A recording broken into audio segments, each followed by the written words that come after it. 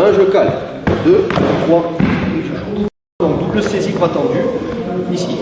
On l'a déjà vu, on le révise. On met les pouces ici, on crée une cale pour pas qu'il continue à avancer vers moi. Je descends, je stabilise. Doucement, il faut qu'il se fasse léger au niveau de sa jambe pour pas se faire mal.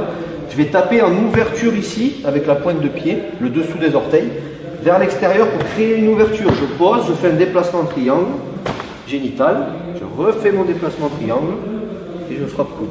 Technique de ceinture jaune. Ça va? On fait.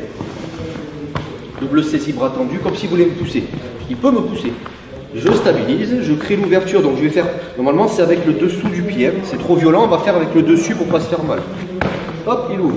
Je pose, déplacement triangle, et je reviens. D'accord? Dernière fois. 1, je cale. 2, 3, et je change. Je prends ma distance et je vais à la gauche et à droite. Est-ce que ça va? Une cale, vous vous rappelez le déplacement triangle, on l'a fait. 1, génital, si jamais ça m'étonnerait puisqu'on a créé l'ouverture.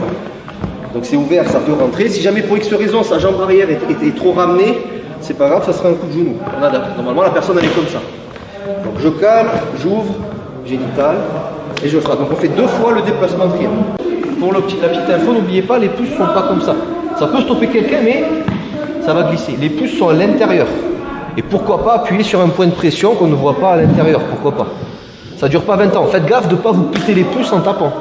C'est vraiment la paume de la main qui arrive en premier et le pouce qui verrouille après. Pas les pouces directs pour ne pas vous péter les pouces.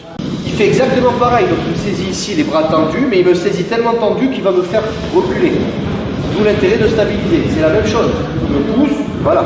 Si je fais que ça, il m'emmène. Donc encore une fois, il me pousse, je stabilise. Et là, je regarde. Là, on va dire c'est la bonne jambe. Je vais faire ça, ça, et ici. Maintenant, admettons que je stabilise, mais il a l'autre jambe devant. Donc là, qu'est-ce qu'on fait? On peut très bien travailler avec la jambe arrière en low kick ou quoi en tapant ici. Mais c'est pas naturel. Donc, c'est pas grave, je suis là, je vais faire un pas chassé, je vais faire avec la jambe avant. Et je travaillerai à l'autre côté. Donc n'importe quelle jambe qui est devant, on s'en fout, c'est la même chose. Soit ça sera la jambe arrière qui travaillera si c'est le bon côté, sinon faites le pas chassé, ça ne doit pas vous perturber ça. Et ceux qui commencent à bien choper le truc, on va avancer le jambe, super.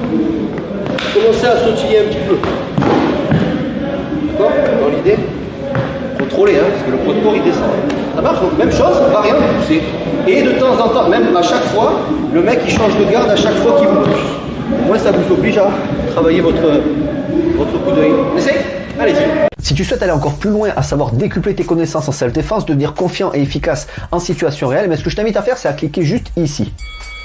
Formation offerte, ou encore sur le lien qui est en description juste sous la vidéo. Voilà, j'espère que la vidéo d'aujourd'hui t'a plu et que t'a aidé à progresser un petit peu plus. Quant à moi, je te retrouve de l'autre côté pour commencer ta formation vidéo offerte. À tout de suite.